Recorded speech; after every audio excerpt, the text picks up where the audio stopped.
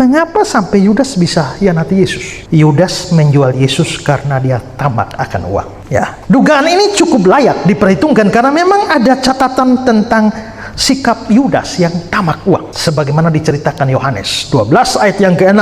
Hal itu dikatakannya bukan karena dia memperhatikan nasib orang-orang miskin, melainkan karena dia adalah seorang pencuri, dia seorang pengambil uang yang disimpan, dia sering mengambil uang yang disimpan dalam kas yang dipegangnya. Dia bendahara Yesus itu, ya. Karena itu jadi bendahara itu juga mesti berhati-hati, ya. Karena bisa berbahaya. Nah, Yudas sering mengambil uang yang disimpan di kasnya. Juga kita melihat tadi ya, dia bertemu dengan para imam untuk menjual Yesus. Jadi besar kemungkinan dia lakukan itu karena uang. Yudas kelihatannya punya kelemahan pada uang. Iblis masuk ke dalam dia. Perhatikan, iblis itu pintar. Iblis itu tidak serang asal serang. Iblis itu selalu perhatikan titik lemah di mana. Ya, waktu Yesus puasa 40 hari di padang gurun, lalu laparlah Yesus. Lalu iblis datang dan ubahlah batu-batu ini jadi HP. Begitu? No. Kenapa? Karena orang lapar butuh roti. Berarti iblis tahu yang saat itu paling dibutuhkan Yesus itu roti. Maka godaan datang pada titik lemah, yaitu roti. Kalau saudara, iblis tahu saudara itu mata duitan, dia akan serang saudara dengan segala macam hal yang berkaitan dengan uang. Iblis tahu ini orang ini mata duitan, kalau potensi dapat uang dia tidak pernah loloskan sedikit pun. Maka iblis akan mengatur supaya tawaran mendapatkan uang terjadi pada hari Minggu, ya kan? Maka orang tidak akan tutup toko. Hari Minggu dia tabrak terus. Kalau iblis tahu orang ini kelemahannya ini pada seks, dia akan mengatur sehingga godaan yang datang itu dalam kaitan dengan seks. Karena itu berpotensi untuk menjatuhkan lebih besar. Kalau Tuhan, ini lemahnya nih pada minum mabok ini, maka dia akan mengatur semua mantan peminum mabok semua ya, dan masih aktif juga diarahkan sampai datang semua. Itu godaan paling besar. Iblis tahu titik lemah, dan rupanya Yudas ini kelemahannya uang. Sering mengambil uang di kasnya. Iblis sudah tahu itu kelemahannya, maka dia masuk jual Yesus. Ya, nah ini masing-masing kita ada titik lemahnya. Maka harus sadar titik lemahnya di mana dan berusaha memberi perhatian khusus pada titik lemah. Karena disitulah iblis menyerang. Salomo itu berhikmat luar biasa, tapi iblis tahu kelemahannya. Karena itu iblis mendatangkan begitu banyak perempuan kepadanya sampai 1.700 dan 300 istri dan gundik. 1.000. Saya pikir kalau 1.000, saya punya 1.000, saya tidak hafal semua. Ini lu istri nomor berapa? Dia kalau satu hari dengan satu orang, dia mungkin kembali ke yang pertama, ini sudah 3 tahun lebih. Salomo itu adalah belum pernah terpecahkan rekor orang yang mempunyai mertua terbanyak di dunia ini. Ya, tapi gara-gara itulah dia hancur pada masa tua. Di masa muda dia penuh hikmat, makanya tulis kitab Amsal. Penuh dengan cinta, makanya dia tulis Kidung Agung. Tapi akhirnya jatuh dan hancur. Orang Kupang bilang jatuh raroso, ya, hancur. Maka bangun lalu melihat segala sesuatu sia-sia. Akhirnya tulis kitab Pengkhotbah, segala sesuatu sia-sia. Nah itu begitu. Karena itu hati-hati. Ya. Nah, perhatikan di Matius 26 ayat 15 tuh ya. Ia berkata, apa yang hendak kamu berikan padaku? Kata-kata ini menunjukkan bahwa Yudas menjual Yesus untuk mendapatkan sesuatu dari imam-imam, dan itu adalah uang. Henry bilang, apa yang hendak kamu berikan padaku? Inilah satu-satunya alasan mengapa Yudas sampai mengkhianati gurunya sendiri. Dia mengharapkan imbalan uang dari perbuatannya itu, bukan kebencian terhadap sang guru ataupun perselisihan dengannya yang membuat Yudas menjadi seorang pengkhianat, namun karena kecintaan akan uang. Hanya itu saja menurut Henry. Ya, kalau pendapat ini benar, menunjukkan betapa bahayanya cinta akan uang. Cinta uang membuat orang bisa melakukan kejahatan yang begitu besar. Makanya Paulus bilang dalam 1 Timotius 6 ayat 10, akar segala kejahatan ialah cinta uang. Sebab oleh memburu uanglah beberapa orang telah menyimpang dari iman dan menyiksa diri dengan berbagai-bagai duka. Ya. Dan saya kira kita semua pengalaman terlalu banyak orang hanya cinta uang, melakukan begitu banyak kejahatan. Pertama-tama karena uang ya dibilang sebagai akar segala kejahatan, karena memang orang tidak pernah puas dengan itu. Makanya dalam kitab Pengkhotbah 5 ayat 9, siapa mencintai uang tidak akan puas dengan uang.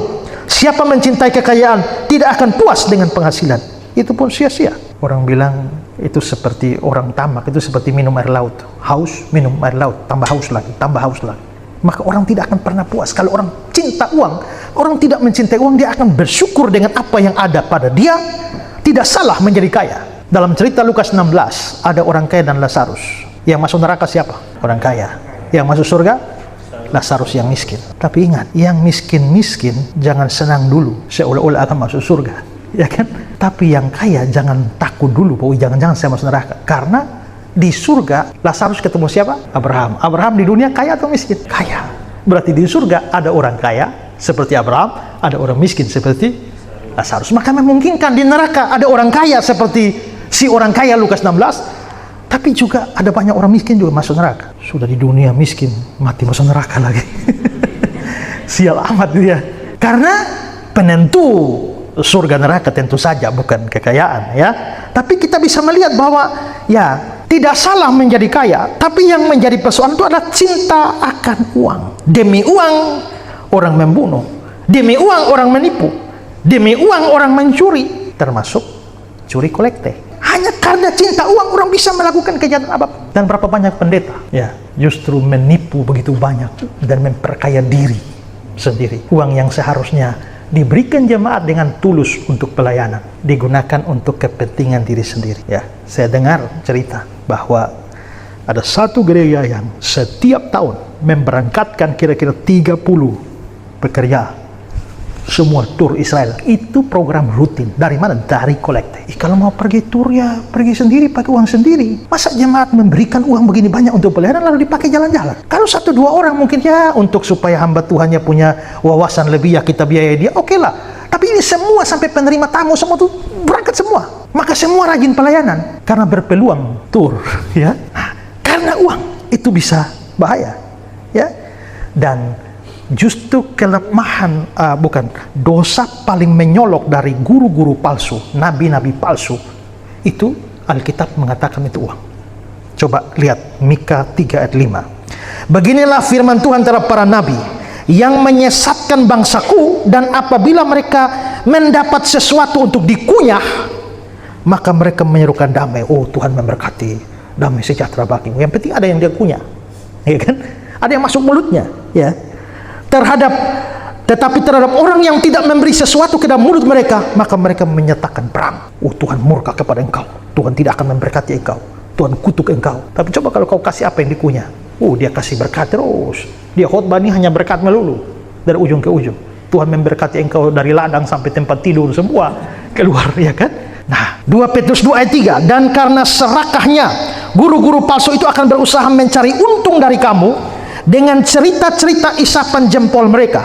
Mereka mencari untung dari kamu dengan cerita-cerita isapan jempol. Maka jangan heran dalam kekristenan cerita paling aneh pun bisa terjadi. Bolak-balik naik ke surga, sebelum turun dari surga Simon Petrus masih tahan minum kopi dulu, kan?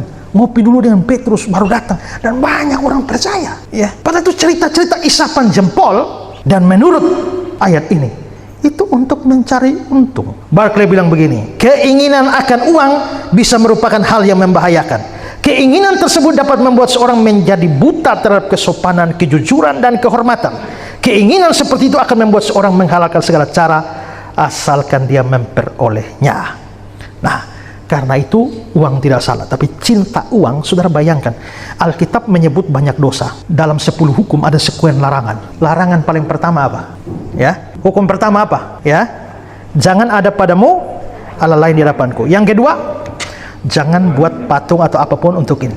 Hukum pertama dan kedua itu berarti yang paling penting dalam hubungan dengan Allah. Jangan menyembah berhala, jangan menyembah Allah lain. Dan menariknya saudara, orang serakah uang itu dianggap penyembahan berhala oleh Alkitab. Coba lihat Kolose 3. Karena itu matikanlah dalam dirimu segala sesuatu yang duniawi, yaitu percabulan, kenajisan, hawa nafsu, nafsu jahat, juga keserakahan yang sama dengan penyembahan berhala. Efesus 5 ayat 5. Karena itu ingatlah baik-baik, tidak ada orang sundal, orang cemar, orang serakah, artinya menyembah berhala.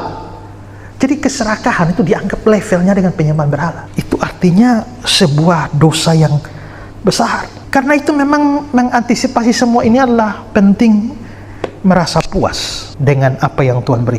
Merasa puas tidak berarti bahwa kita tidak bisa berusaha. Malah harus berusaha. Berusaha menjadi kaya juga tidak salah, sepanjang motivasinya benar. Saya bisa berusaha, bekerja keras jadi kaya, supaya kekayaan saya itu bisa memberkati pekerjaan Tuhan. Saya bisa berguna bagi orang lain, bagi keluarga dan lain-lain. Tapi lebih daripada itu, rasa cukup itu ada. Ya, makanya Paulus bilang dalam 1 Timotius 6, memang ibadah itu kalau disertai rasa cukup memberi keuntungan yang besar. Sebab kita tidak membawa sesuatu apa ke dalam dunia ini, kita pun tidak dapat membawa apa-apa keluar. Asal ada makanan dan pakaian cukuplah. Tapi mereka yang ingin kaya terjatuh dalam pencobaan, ke dalam jerat, ke dalam berbagai-bagai nafsu yang hampa, mencelakakan, yang menenggelamkan manusia ke dalam keruntuhan dan kebinasaan. Karena akar segala kejahatan ialah cinta uang, sebab oleh memburu uanglah beberapa orang menyimpang dari iman, menyiksa dirinya dengan berbagai-bagai duka. Ibrani 13 ayat 5. Jangan kamu menjadi hamba uang, cukupkanlah dirimu dengan apa yang ada padamu, dan seterusnya. Kalau saudara merasa diri saudara ada potensi untuk cinta uang dan mau melakukan apa saja asal dapat duit, hati-hati. Itu titik seperti Yudas. Ya. Jadi iblis tidak masuk ke dalam Yudas.